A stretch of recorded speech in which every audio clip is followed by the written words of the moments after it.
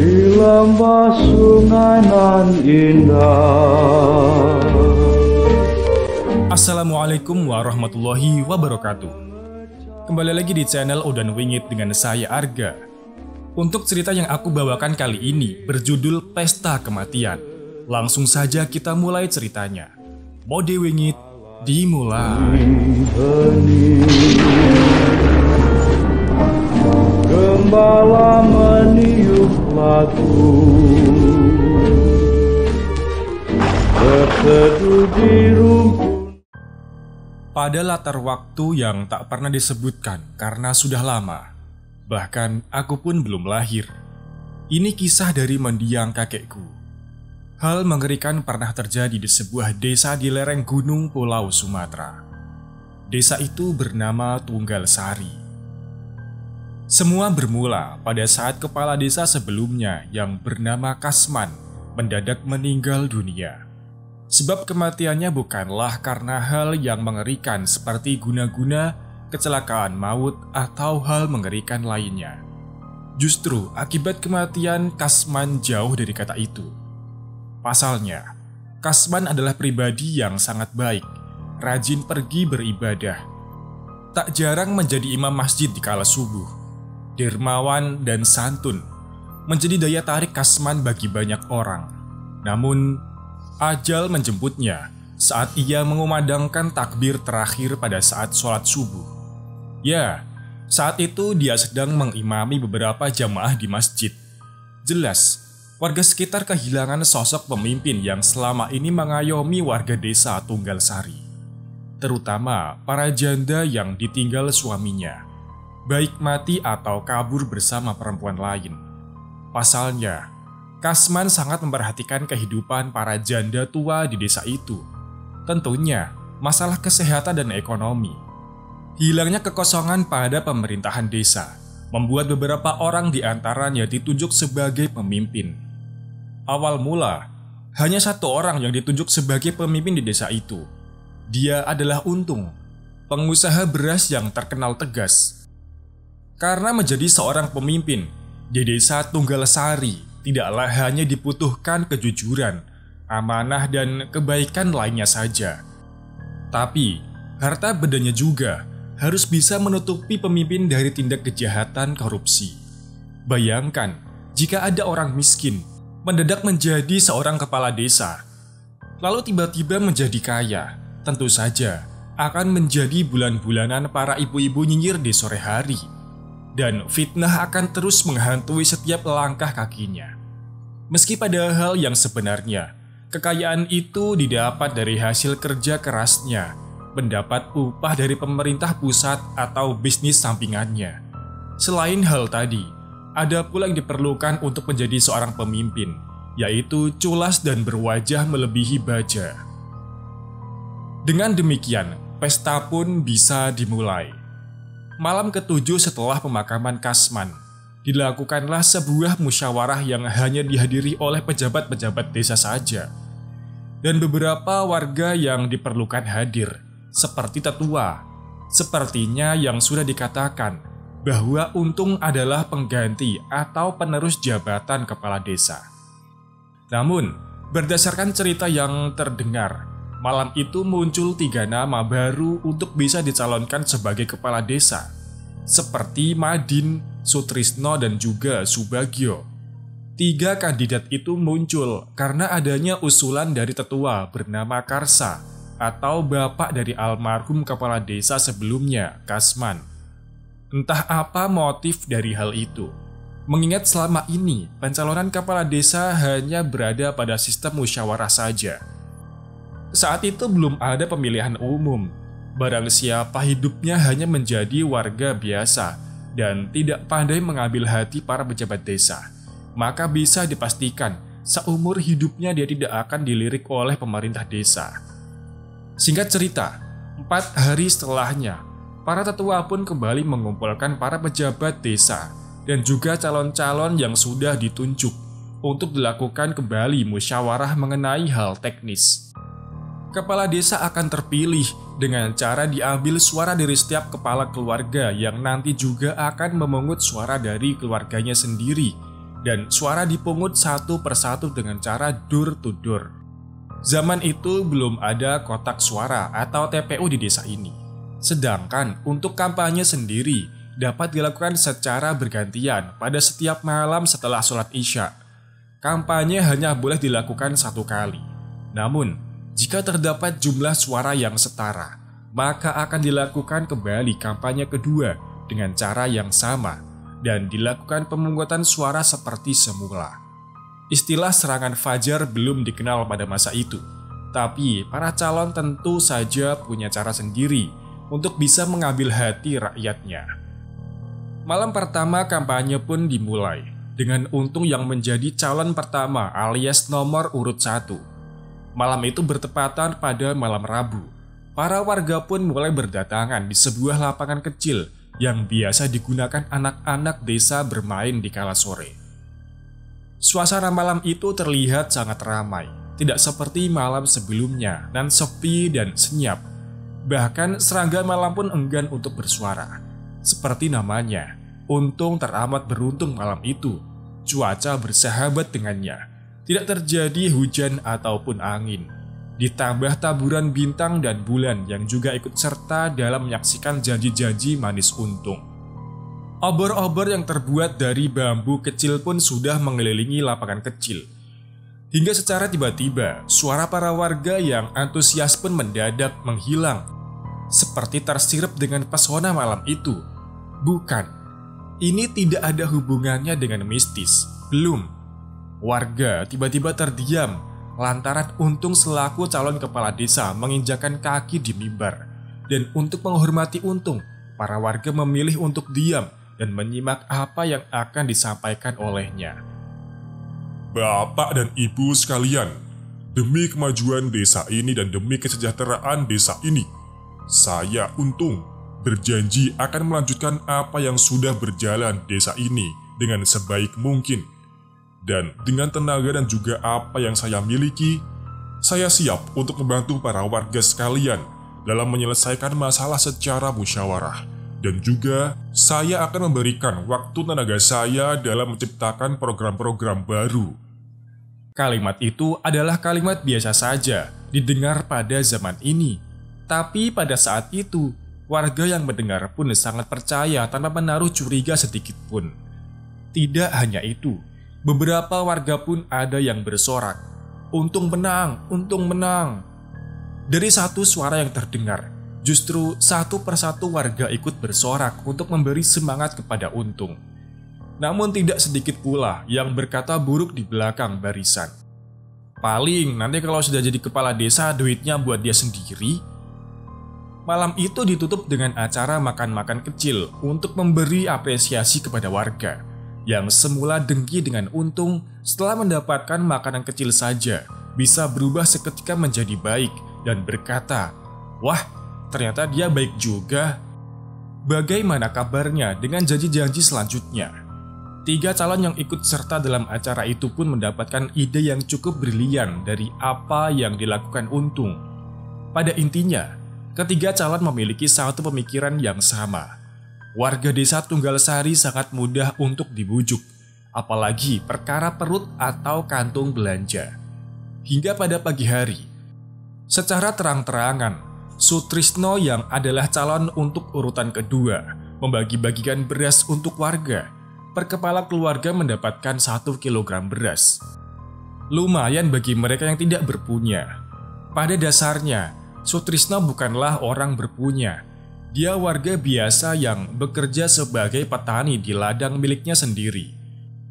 Untung dari hasil panen, sebagian dijual dan sebagian lagi bisa untuk makan sehari-hari. Namun, dia mengambil resiko dengan cara berhutang dulu kepada lawan kampanyenya, yaitu Untung. Sutrisno berjanji akan segera melunasinya apabila nanti dia berhasil menjadi kepala desa. Untung yang mendengar itu pun secara tidak langsung sudah berpikir yang aneh-aneh. Namun, ini bukan lagi soal siapa yang menang siapa yang kalah. Tetapi, jika menyangkut masalah uang dan bisnis, kampanye itu bisa dipikirkan nanti. Yang penting, Untung bisa untung lebih dulu. Dengan syarat pengembalian juga harus berbentuk beras dan bunga 10 kg beras. Bunga 10 kg itu nanti akan digunakan untuk acara syukuran makan bersama warga apabila sudah terpilihnya calon. Murah hati sekali bapak satu ini. Malam kampanye pun tiba. Sutrisno mendeklarasikan janjinya kepada warga. Sama seperti dengan Untung, bedanya warga lebih heboh memberi semangat kepada Sutrisno. Untung yang melihatnya pun tidak heran. Siapa yang tidak butuh beras? Meskipun aku memiliki segudang berisi beras, tidak akan kuberikan sebanyak itu untuk warga. Aku masih takut untuk rugi. Malam-malam berikutnya pun berisi kampanye yang sama. Para warga bersorak saling memberikan dukungan. Terlihat pada malam itu, warga merasa seperti di abang pilihan yang sulit. Semua memberikan kebaikan di hari-hari sebelum pemilihan 3 hari setelah kampanye terakhir. Ada yang memberi beras seperti Sutrisno, ada yang memberi gula seperti Madin, dan ada pula yang memberi uang Rp20.000 pada setiap kepala keluarga. Zaman itu, Rp20.000 cukup besar nilainya, seperti Subagio. Ditambah, ia menjanjikan sebuah jembatan baru untuk menyeberangkan para warga desa ke desa sebelah. Pasalnya, Desa Tunggalsari adalah kampung yang berada di ujung dari pasar.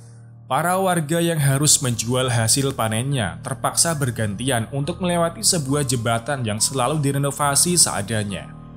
Sesekali saat banjir datang, jembatan itu akan roboh meski terus diperbaiki. Namun tetap saja, jembatan itu akan diterjang oleh derasnya arus sungai. Beruntung, yang melewati jembatan itu tidak sedang dalam kondisi hujan deras. Karena pernah sekali waktu, ada petani kentang yang sedang membawa pulang hasil penjualan panennya dengan gembira. Namun, saat berada di tengah-tengah jembatan, air bah mendadak menerjang jembatan itu. Alhasil, si petani harus ikut terseret derasnya pacuan air sungai. Terlebih lagi, ia ditemukan dalam keadaan terdampar di pinggiran sungai 3 hari setelahnya dengan masih menggenggam uang yang ia ikat di celana dalam kondisi berada dalam kantong plastik. Hingga akhirnya jembatan pun dibangun kembali dengan kondisi ala kadarnya. Mengingat hal itu sangat dibutuhkan, Subagio memanfaatkan hal tersebut demi kelancaran akses jalan bagi para warga. Tentu saja bukan dari dana dia sendiri atau dana warga. Pastinya, nanti dia akan mengurus ke pemerintah pusat untuk membangun jembatan itu. Namun, suasana desa Tunggalsari berubah 180 derajat pada hari Minggu. Tepatnya setelah azan maghrib berkumandang, terdengar suara teriakan seorang perempuan yang memekik ketakutan dan seperti sedang dirundung kesedihan. Pasalnya, perempuan tersebut sedang meratapi tubuh suami tercinta tergeletak tanpa kepala. Semua orang berbondong-bondong ikut melihat. Meski hanya menonton dalam isak ketakutan atau justru membantu membereskan kekacauan itu, tidak satupun warga yang melewatkan tragedi ini kecuali Karsa. Dirinya lebih memilih untuk berdiam diri di rumahnya. Boleh jadi sedang meratapi diri karena masih dalam keadaan berduka ditinggal anak semata wayangnya. Sedang menantu dan cucunya pergi menemui besanya yang berada jauh dari desa Tunggalsari. Kecurigaan tidak bisa dilemparkan kepada sembarang orang. Kasus pemenggalan kepala baru kali ini terjadi. Namun, ada beberapa warga yang bersaksi bahwa sebelum adzan maghrib, ada 3 orang berpakaian hitam yang tidak dikenal lewat di pekarangan desa dan menuju ke rumah paling ujung. Hingga kecurigaan itu dilempahkan kembali kepada sang istri yang menemukan jasad si suami.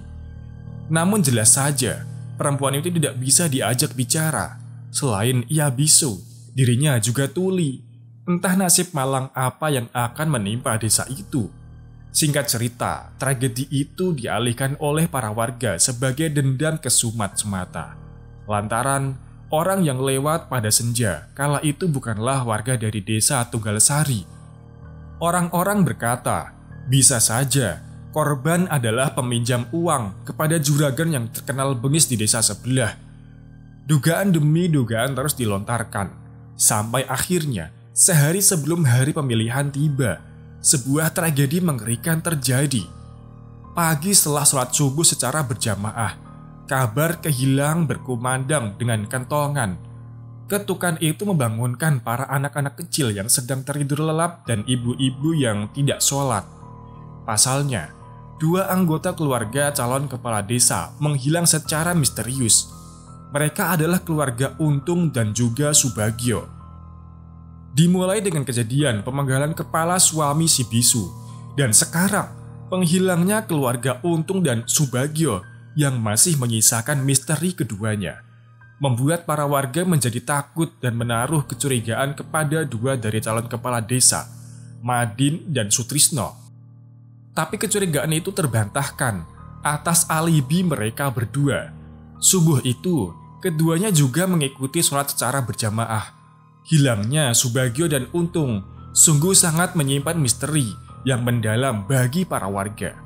Bagaimana tidak, mereka berdua berantusias untuk menjadi pemimpin desa. Namun, sehari sebelum dilaksanakannya pemilihan, justru keduanya menghilang. Semua baju dan hartanya lenyap tak tersisa, kecuali rumah Untung yang masih menyisakan beberapa karung beras. Alhasil, tanpa menunda waktu pemilihan, Karsa yang dipercaya sebagai tetua di sana tetap memerintahkan untuk melaksanakan pemungutan suara seperti yang dijadwalkan di awal. Para warga diminta untuk tetap berada di rumah, karena setelah sholat maghrib akan ada petugas desa yang berkeliling mengetuk pintu rumah warga satu persatu untuk mengambil suara. Setelah suara selesai diambil, para pejabat desa pun mulai menghitung suaranya. Di sana tidak ada Madin dan Sutrisno, hanya ada 3 pejabat desa dan Karsa. Hasil pemilihan itu akan disampaikan esok malam setelah sholat Isya. Singkat waktu, hari pun berganti. Warga berbondong-bondong ke lapangan kecil desa dengan antusias, seakan lupa atas tragedi yang baru saja menimpa desa mereka. Mereka tidak lupa, mereka hanya tidak mau memikirkannya. Suasana malam itu tentu saja terasa lebih mencekam dari sebelumnya. Tidak ada satu warga pun yang berani berdiam diri di rumah. Mereka justru takut kalau mereka berada di rumah. Justru mereka yang akan menjadi korban selanjutnya. Dengan cara berkumpul di tengah lapangan, tentu akan mengurangi sedikit kengerian. Angin malam saat itu berhembus sepoi-sepoi. Api pada obor-obor kecil tidak mati tertiup angin. Hanya saja, api itu bergoyang-goyang mengikuti arah angin. Tidak ada bintang dan bulan saat itu, namun langit terlihat sangat cerah. Dimulai dengan pidato basa-basi para pejabat desa dan diakhiri dengan keputusan pemilihan suara. Menurut penuturan cerita yang beredar, pada malam itu terjadi hal yang sedikit aneh. Beberapa di antara mereka yang ikut menyaksikan acara pemilihan kepala desa itu, ada yang sempat melihat sosok bayangan hitam tanpa kepala berdiri mematung di ujung lapangan. Di lapangan itu dikelilingi banyak pepohonan yang rimbun dan memang sengaja ditanam agar para anak-anak di kampung dapat berteduh ketika kelelahan. Sosok hitam siluet tanpa kepala itu hanya berdiri mematung tanpa bergeming hingga acara itu selesai dilaksanakan. Meski tidak semua warga yang menyaksikan, tetapi hal itu justru menjadi buah bibir warga selama berhari-hari. Ada yang mengaitkan dengan suami si bisu yang menuntut dendam. Ada juga yang mengaitkan dengan pemilihan yang memang mendadak berbeda sistematisnya. Kita kembali ke pemilihan. Hasil akhir memperlihatkan bahwa Sutrisno gugur dalam pencalonan sebagai kepala desa. Boleh jadi, para warga memilih Madin sebagai kepala desa karena melihat tutur katanya yang sopan, hingga perbuatannya yang selalu menolong tetangga. Meski dalam kondisi sekarat, begitulah ibaratnya. Meski hidup pas-pasan, Madin tidak pernah pelit kepada tetangga yang meminta bantuan. Meski terkadang si istri marah apabila Madin memberi sesuatu yang sudah menipis, seperti gula ataupun beras. Sementara Sutrisno yang legowo dan ikhlas menerima kekalahannya pun tetap berjanji kepada Madin untuk selalu membantu Madin apabila dalam kesulitan mengurus desa. Para warga pun bersorak gembira malam itu, saling beradu kegembiraan dan kesenangan. Meski calon yang mereka dukung tidaklah menang dalam pemilihan, mereka tetap bersaudara. Mereka tetap tertawa, mutlak tidak ada dendam di antara para pendukung. Hari demi hari, mulai terlihat sosok Madin dengan wibawanya terus berkeliling untuk menyelesaikan satu persatu masalah yang dilanda warganya. Ia pun bersahabat dengan pejabat desa sebelumnya, saling bertukar pendapat untuk dapat memajukan desa, mencari pertolongan ke pemerintah pusat untuk bisa membangun sesuatu yang baru, seperti jembatan misalnya, hingga usulan calon sebelumnya pun dimanfaatkan oleh Madin untuk ikut membangun jembatan baru untuk menghubung desa yang sudah usang. Dana dari pemerintah pusat pun tidak menunggu lama untuk turun ke desa. Pembangunan pun dimulai dengan memasang pondasi-pondasi. Meski harus bersusah payah dan menghisap jempol ketika banjir melanda, dan mengulang kembali pondasi yang sudah terbangun. Kala itu, tidak ada arsitek yang membantu pembangunan. Mengingat di desa itu tidak ada yang bersekolah hingga jenjang tinggi perkuliahan. Para pemuda-pemudi yang sudah tamat SMA atau SMK lebih memilih untuk mencari peruntungan di kota besar daripada harus mengurus desa dengan segala drama yang ada. Jadilah mereka yang tinggal di desa itu membangun jembatan secara gotong royong. Tragedi mengerikan yang sempat terjadi kini sudah mulai dilupakan orang. Warga beranggapan Untung dan Subagio memang tidak siap untuk kalah, berhenti sampai di sana. Sementara mendiang suami si bisu tidak pernah lagi menjadi buah bibir warga. Ia pun memutuskan untuk pindah daripada menjadi gunjingan warga. Meski dia juga tidak bisa mendengar itu, tapi hatinya tentu tahu. Suami tercintanya selalu dibicarakan ketika ia melintas. Wallahu alam. Sutrisno kembali pada pekerjaan sebagai petani kentang seperti biasa. Setiap pagi pergi ke ladang dan pulang ketika senja sudah menyapa mata. Namun tak ada angin, tak ada hujan. Desa itu seakan disambar petir di siang bolong. Pasalnya pagi itu, Madin beserta anak dan istrinya mendadak menghilang secara misterius. Seperti halnya Untung dan Subagio. Kemana perginya Madin? Asumsi liar mulai bermunculan seperti Madin melarikan uang pembangunan jembatan lantaran lelah hidup susah. Ada pula yang beranggapan bahwa Sutrisno membunuh seluruh keluarganya karena tidak terima kalah dalam pemilihan kepala desa. Namun, asumsi itu menggiring pada opini yang kedua. Sutrisno adalah biang dari kekacauan itu. Ditambah, salah satu warga yang tidak pernah disebutkan namanya pun tiba-tiba lari tunggang langgang bagai dikejar setan berkepala 9. Sebut saja namanya Sarif, menghampiri para warga yang sedang sibuk beradu asumsi kemana hilangnya Madin. Sarif membawa kabar yang lebih menggemparkan warga. Dirinya menemukan jasad istri Madin tergeletak tanpa kepala di dekat sumur yang berada tidak jauh dari ladang milik Sutrisno. Sudah bisa ditebak akan kemana arahnya ini. Tanpa basa-basi, warga pun langsung berkerumun di depan rumah Sutrisno yang kebetulan sekali pagi itu masih berada di rumah. Sutrisno jelas sudah mendengar berita hilangnya Madin. Kabar seperti itu tidak akan lama terdengar pada setiap pintu rumah.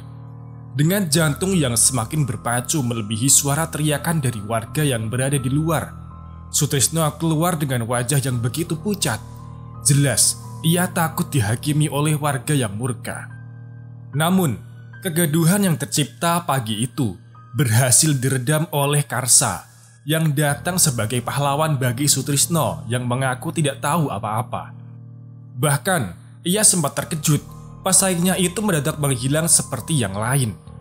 Karsa meminta untuk tetap tenang dalam menyelesaikan masalah.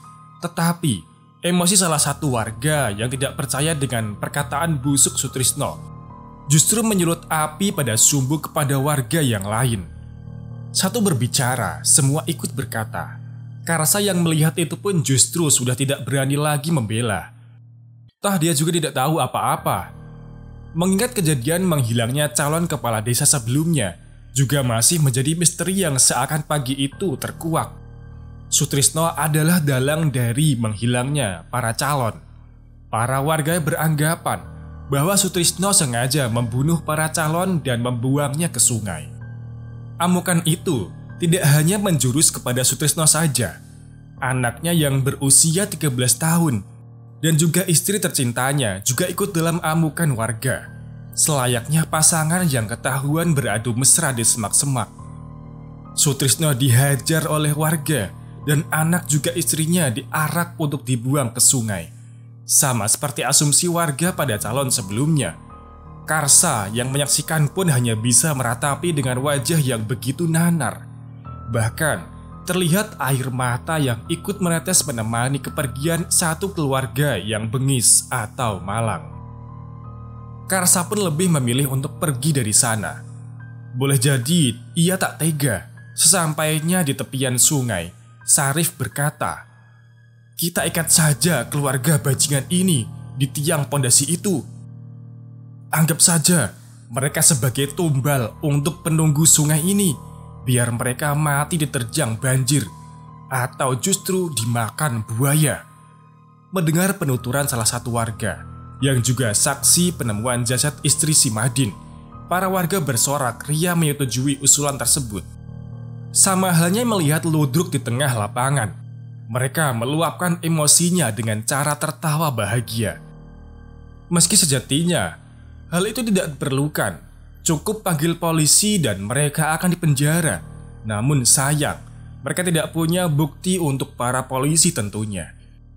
Selagi setan dalam diri sedang bergejolak untuk merasuk, warga tidak akan bergeming untuk tetap membalas dendam atas menghilangnya dan matinya para calon dan keluarganya. Nasib sial menimpa Sutrisno, juga istri dan anaknya yang tidak punya dosa. Mereka harus terpancang seperti pondasi di tengah sungai. Meski tidak besar, sungai itu cukup deras jika banjir datang. Dan tanpa rasa berdosa, warga pun pergi meninggalkan satu keluarga itu tetap terpancang tanpa rasa dosa. Suara meminta tolong juga meminta ampun tidak didengar oleh para warga. Tangisan sang anak yang tidak mengetahui apa-apa juga tidak membuat satu pun dari warga kembali untuk melepas ikatannya. Setidaknya, jika harus mati, Sutrisno lebih memilih untuk segera dipenggal daripada harus tersiksa menunggu kematian yang mengerikan.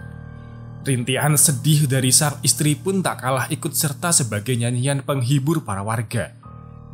Boleh jadi, setan pun ikut merasa iba melihat keadaan keluarga malang itu. Singkat cerita, menuju malam dan menunggu hujan, 4 dari warga desa berjaga di masing-masing tepian sungai. Mereka juga tidak bodoh membiarkan keluarga itu terikat di bawah tanpa pengawasan. 2 dari warga tersebut berjaga agar tidak ada yang melintas ke desa, dan 2 lainnya mencegah anak-anak untuk melihat kondisi keluarga malang itu. Entah sudah dirasuki jin atau setan bengis, hari itu tidak ada terdengar suara azan. Tidak ada yang sholat hari itu. Sepertinya desa sedang diselimuti oleh angkara murka, hingga Tuhan pun tidak mereka ingat. Tidak menunggu waktu lama, hal yang ditunggu-tunggu pun datang. Rintik-rintik air sudah turun dari langit, perlahan mengguyur desa secara brutal. Sepertinya air hujan berkehendak untuk ikut membunuh keluarga itu. Waktu pun sudah tidak tahu berada pada pukul berapa. Hari gelap sepertinya sudah lama berlalu, dan dapat diperkirakan sudah mendekati waktu tengah malam. Satu persatu warga datang membawa daun pisang sebagai payung tubuh. Para warga seperti sedang melihat acara kuda kepang atau tari jaipong atau semacam hiburan pada masanya, sambil menunggu air bah yang datang. Suara rintihan lelah dari mulut satu keluarga yang terpancang pun sampai tidak terdengar oleh para warga. Lagi-lagi, Karsa tidak ikut dalam proses penyiksaan ini. "Air bah, air bah!" Suara itu berseru dengan gembira menyambut kedatangan air bah. Terlihat jelas, keluarga itu menangis memohon untuk segera dibebaskan. Tangisan itu sudah tidak dipedulikan, Bahkan jika ada yang tersadar dan berani melepas ikatan itu, justru beresiko untuk ikut tertelan air bah. Perlahan, aliran sungai mulai deras dan juga meninggi, melahap secara perlahan keluarga kecil itu. Dimulai dari anaknya yang lebih dulu tenggelam dan masih terpancang, hingga berakhir dengan sepucuk rambut milik Sutrisno yang terlahap ganasnya air sungai. Entah mengapa, setelah air itu datang, tidak ada sorakan bahagia dari para penonton. Mereka terdiam, seakan tersadar. Benarkah yang sudah mereka lakukan? Sesaat setelah itu, air hujan perlahan pergi dari permukaan sungai. Air hujan seakan sudah selesai menunaikan tugasnya dan memilih untuk pergi daripada menjadi kambing hitam atas kejadian naas itu. Namun, entah berapa langkah setelah para warga beranjak dari tempatnya menonton, terdengar suara menggelegar dari penjuru pohon. Suara itu terlihat marah dan dihantarkan oleh angin yang berhembus. Mati! Mati! Ditutup dengan tawa menggelegar yang membuat bulu roma para warga berdiri. Tidak ada yang tahu suara itu berasal dari mana. Yang jelas, suara itu terbawa oleh angin dari sela-sela pohon. Singkat cerita, matahari menyongsong pagi. Para warga yang masih teringat atas tragedi malam itu justru tidak dapat memejamkan mata. Sesaat mereka memejamkan mata, akan terlihat bayangan wajah Sutrisno yang merintih meminta ampun kepada para warga. Semua merasakan itu, tidak seorang pun, kecuali anak kecil. Mereka berbondong-bondong menuju perairan sungai. Sesampainya di sana, mereka berharap akan menemukan jasad keluarga Sutrisno. Namun, seperti sesal memang harus berada di belakang. Di sana, hanya menyisakan pondasi-pondasi yang masih utuh dengan batu-batunya. Seakan memang benar, keluarga itu dijadikan tubal oleh setan penunggu sungai hingga detik ini. Tidak ada yang tahu kemana jasad itu pergi. Boleh jadi dimakan buaya atau kemungkinan-kemungkinan lain. Sarif dan beberapa warga yang lain pergi menemui Karsa dan mencari jalan keluar atas kejadian semalam. Apa yang kalian harapkan? Bukankah kalian yang setuju untuk membunuh keluarga itu? Apa buktinya Sutrisno membunuh Madin dan yang lainnya? Sekarang kalian datang untuk mencari jalan keluar. Tutur Karsa datar. Ada dua jalan keluar dari kejadian semalam.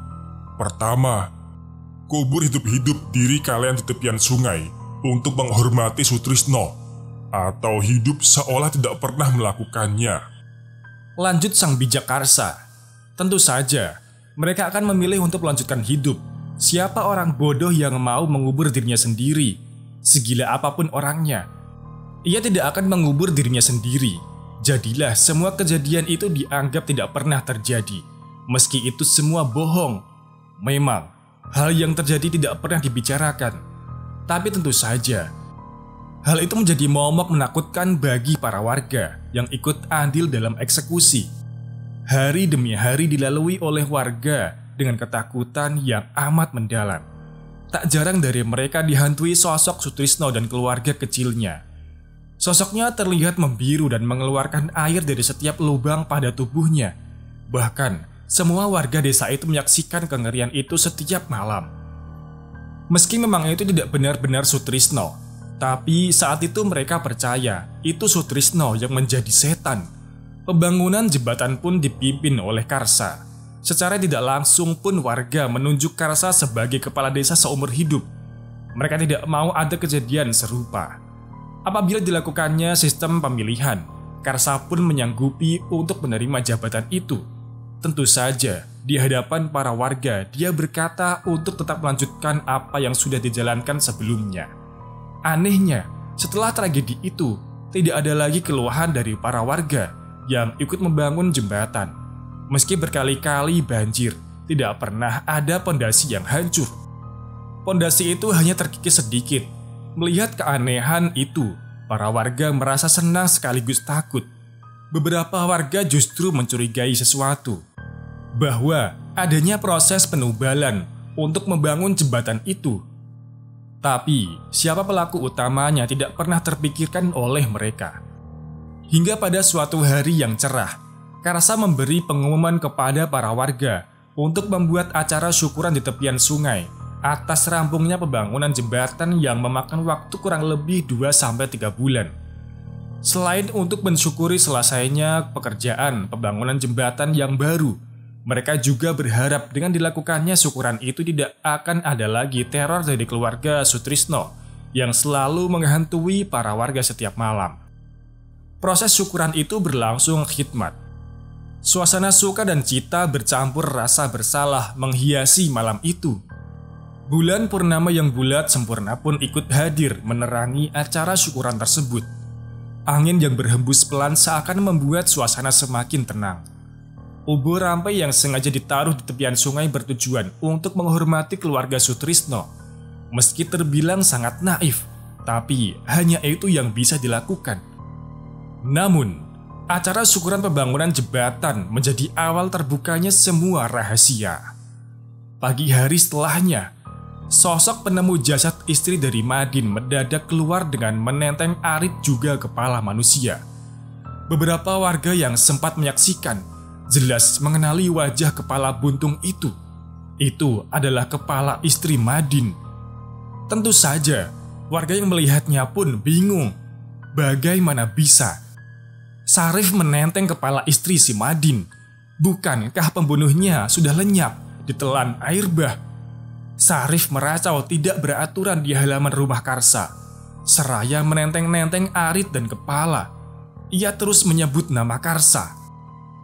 "Karsa, keluar kau dari semedimu," kata Sarif sesekali menutup kalimat dengan tertawa. Karsa pun keluar dari rumahnya menuju tempat berdirinya Sarif. Di sana, antara percaya dan tidak, Sarif berkata secara lantang dan tegas, bercampur dengan air mata yang terus mengucur deras. "Aku sudah tidak kuat menanggung dosa yang tua bangka ini buat. Dia adalah dalang dari kematian semuanya. Untung dan keluarganya mati dipenggal untuk persembahan setan penunggu jembatan. Semuanya sama. Aku sudah tidak mau ikut dalam rencana kotormu, keparat," tutur Sarif dengan tegas. Dan dilanjutkan dengan, "Maafkan aku sudah tidak kuat, maafkan aku," lanjut sambil menangis. Dan tak lama dari itu, Sarif mengalungkan aritnya di lehernya sendiri dan mulai menggorok. Tak perlu waktu lama, darah pun menyembur dengan sangat deras. Para warga pun berhamburan takut melihatnya, terutama ibu-ibu yang menyelamatkan mata anaknya dari pemandangan mengerikan itu. Jelas saja, setelah mendengar itu, para warga pun memandang bengis ke arah Karsa. Namun nyatanya, Karsa justru menatap balik mereka. Matanya melotot, seakan sudah siap untuk melawan pukulan-pukulan dari para warga. Kalian pikir aku rela melihat anakku tiba-tiba mati dan meninggalkan jabatannya? Harusnya kalian memilih aku sebagai penerus Kasman. Aku bapaknya. Aku tahu betul tentang rencananya. Aku yang selalu kalian cari. Atas masalah yang kalian hadapi.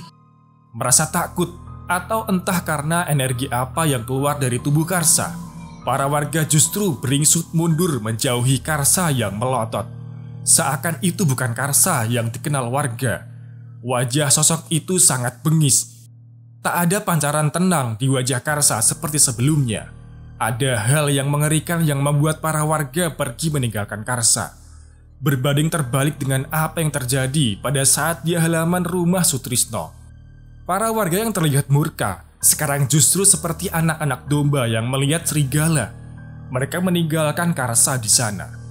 Dari kejauhan, terlihat Karsa masih mematung di hadapan jasad Sarif yang tergeletak lemah. Dengan ciri khasnya, tangan yang berada di belakang, Karsa meninggalkan jasad Sarif di halaman rumah. Tak lama setelah kejadian itu, tidak ada yang keluar dari rumah, bahkan untuk buang air saja. Mereka harus menampung di daun pisang yang sudah dikumpulkan secara serampangan. Gangguan demi gangguan terus menghantui para warga. Keluarga Sutrisno terus saja mengganggu para warga, tapi nasi sudah menjadi bubur. Tak ada lagi yang bisa dilakukan selain meminta ampun pada Yang Maha Kuasa. Namun, selama berhari-hari pun, Warga yang mengintip keluar tidak pernah melihat Karsa berjalan di luar rumah. Jasad Syarif pun masih tergeletak dengan kepala buntung yang menemaninya. Dan sesekali dihinggapi lalat yang berterbangan, seperti daging itu sudah mulai membusuk.